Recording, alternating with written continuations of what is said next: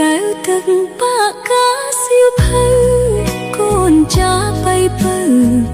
នាំគ្នាយំហើស្រែកសួមចាស់ថ្លៃបាត់ស្រមោលទៅម្ដេចមិនអាឡ័យស្រណោះរាត្រីដែលថ្លៃធ្លាប់តែងបទភ្លេងក្បែរអូនចំរៀងមួយបទបងកត់ស្រីតែងได้បងកេះភ្លេងគួយចិត្តវងវែងភ្លេចរឿងសៅមក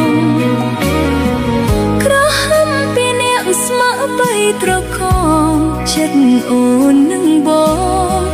ចងជាចំណងផ្សងសូមចងគៀងកៅទឹកបាក់កាសៀវភៅកូនចាបៃពៅ